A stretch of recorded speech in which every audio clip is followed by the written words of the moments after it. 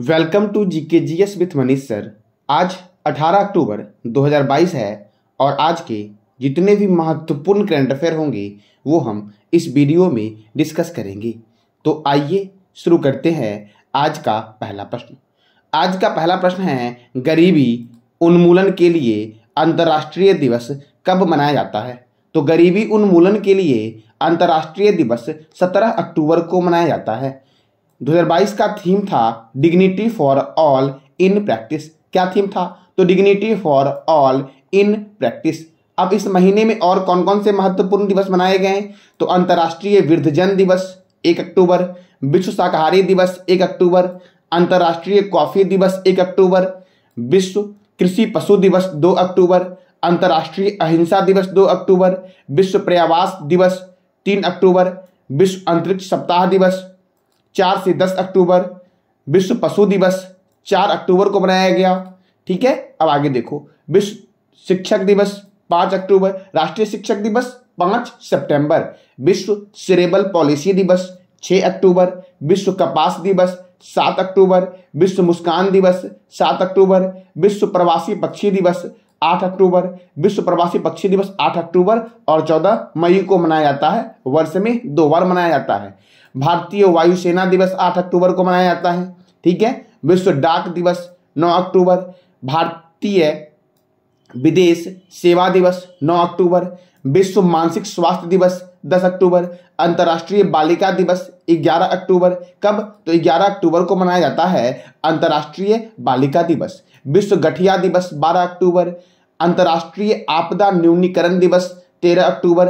ठीक है, विश्व दृष्टि दिवस 13 अक्टूबर, अंतर्राष्ट्रीय ई कचरा दिवस 14 अक्टूबर, विश्व मानक दिवस 14 अक्टूबर को मनाया जाता है, विश्व मानक दिवस। ठीक है, फिर से आगे आपका है ग्रामीण महिला अंतर्राष्ट्रीय दिवस 15 अक्टूबर, वर्ल्ड स्टूडेंट डे 15 अक्टूबर, गरीबी उन्मूलन के लिए अंतर्राष्ट्रीय दिवस 17 अक्टूबर को मनाया जाता है। तो ये था इस महीने का इंपॉर्टेंट डे।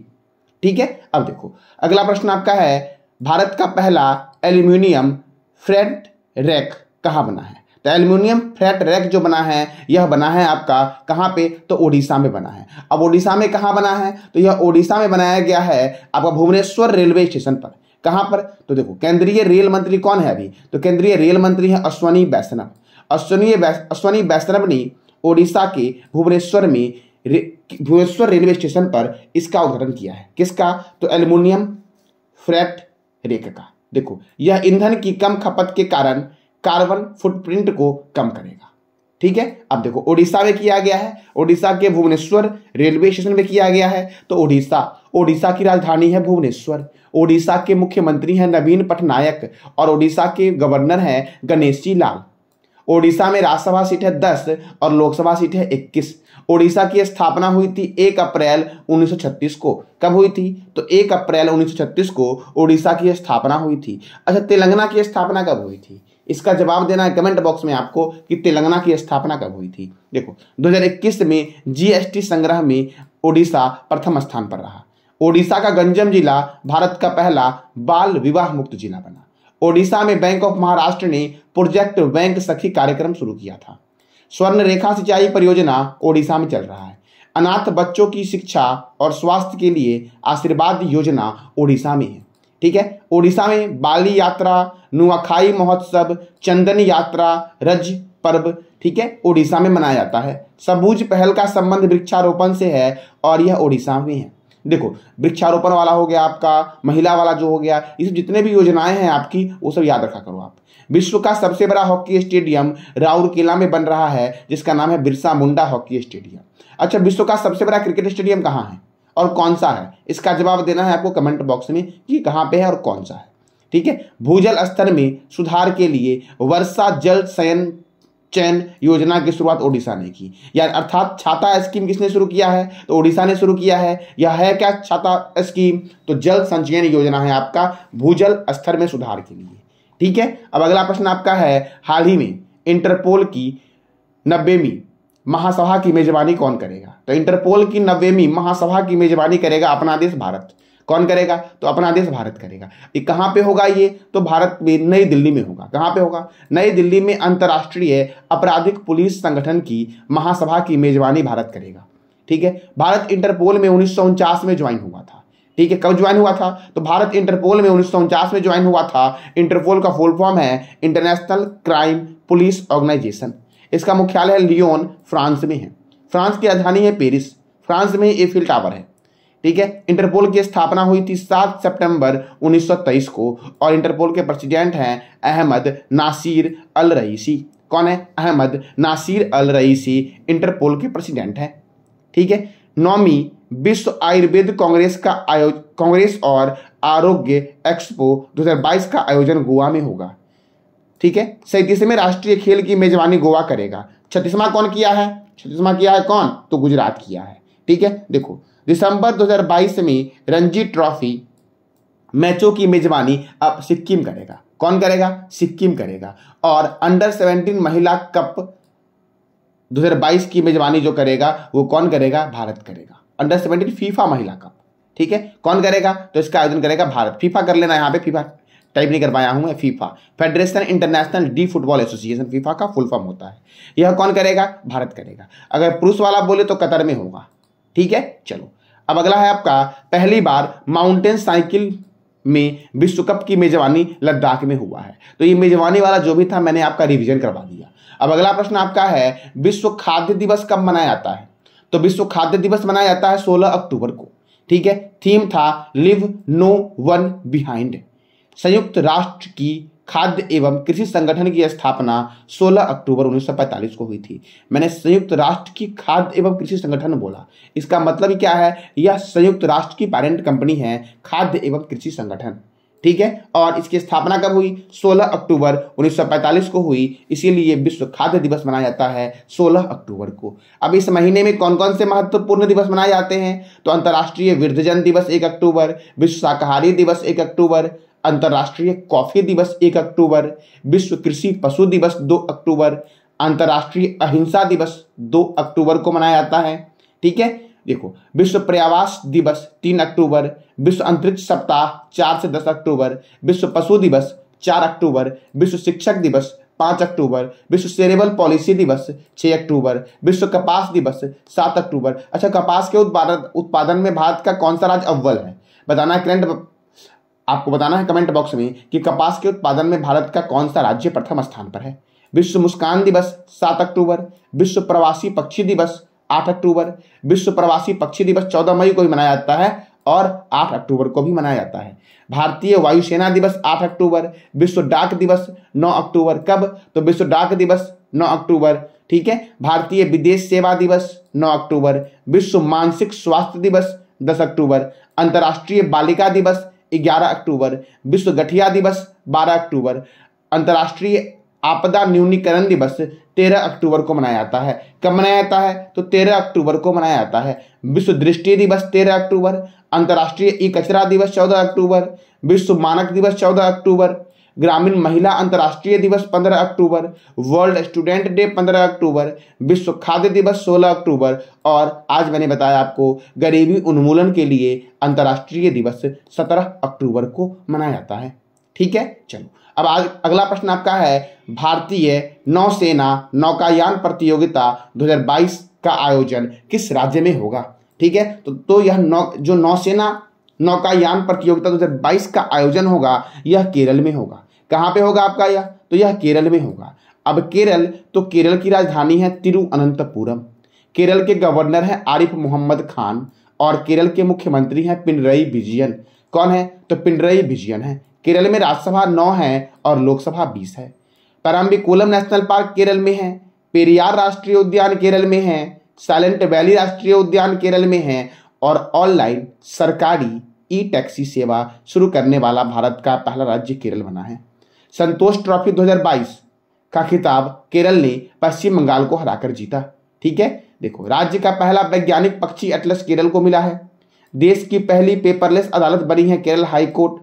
अपनी खुद की इंटरनेट सेवा शुरू करने वाला भारत का पहला राज्य केरल बना है।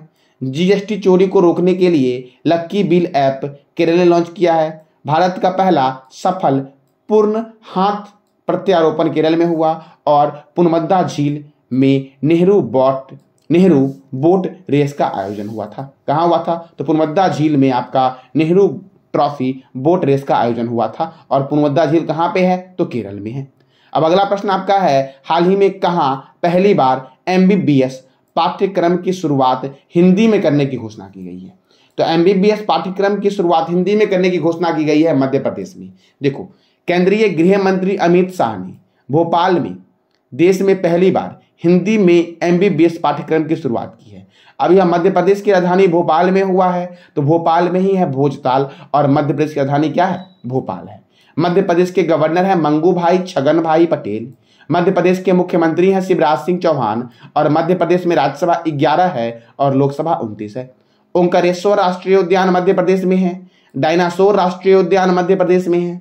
2023 के 17वां भारतीय प्रवासी दिवस का आयोजन कहाँ होगा? तो यह मध्य प्रदेश में होगा। अच्छा, भारतीय प्रवासी दिवस मनाया कब जाता है?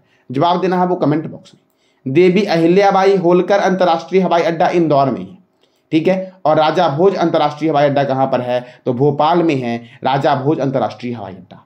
मध्य प्रदेश में सर्वाधिक नेशनल पार्क है 11। एशिया का सबसे बड़ा बायो CNG प्लांट की शुरुआत इंदौर में हुई है। CNG कंप्रेस्ड नेचुरल गैस, ठीक है। डिजिटल एड्रेस के साथ इंदौर शहर जो आपका है वो देश का पहला स्मार्ट सिटी बना है।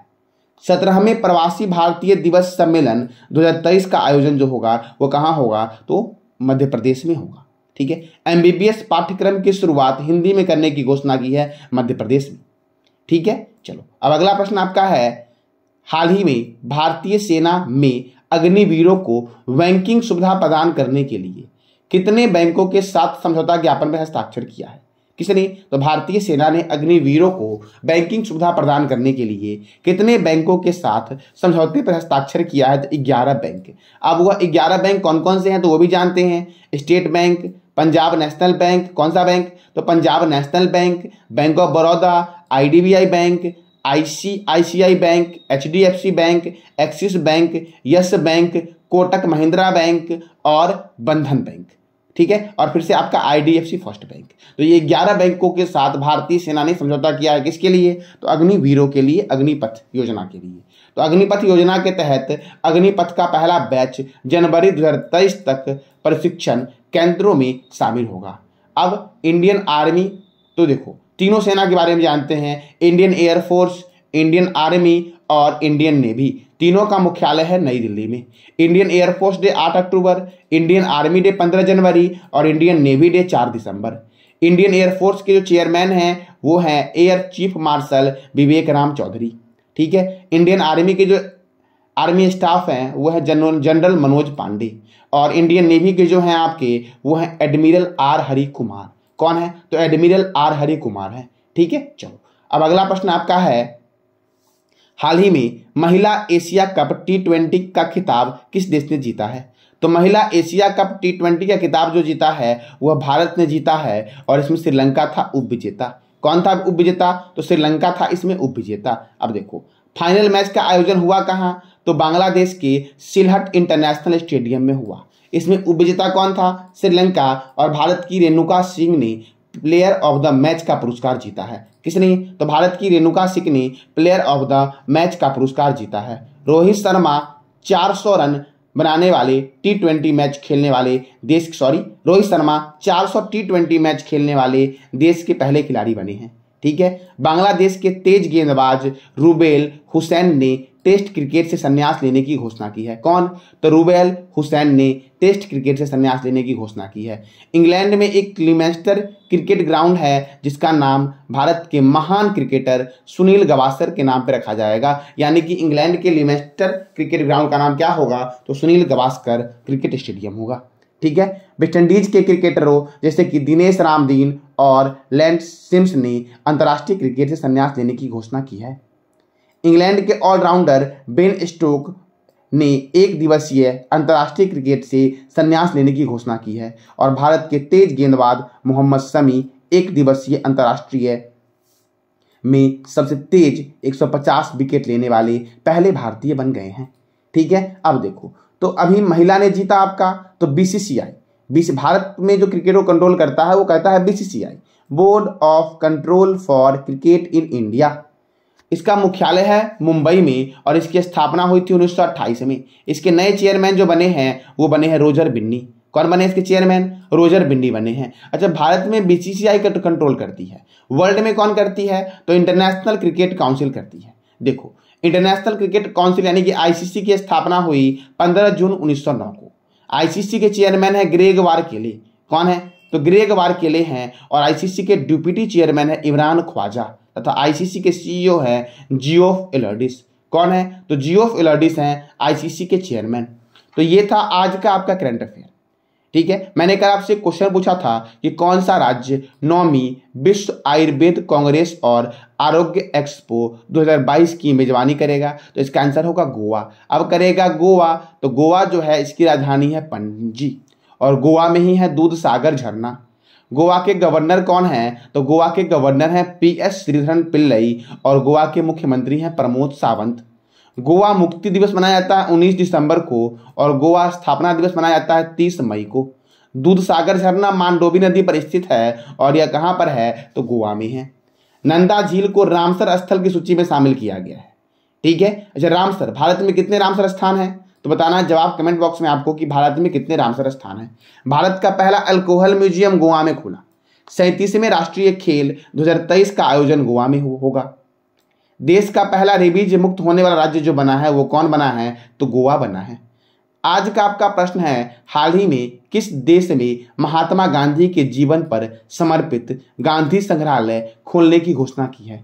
ठीक है, तो इसका जवाब देना आपको कमेंट बॉक्स में। ये था आज का आपका करंट अफेयर। जानकारी अच्छी लगी हो तो लाइक करें, शेयर करें और सब्सक्राइब करें। धन्यवाद।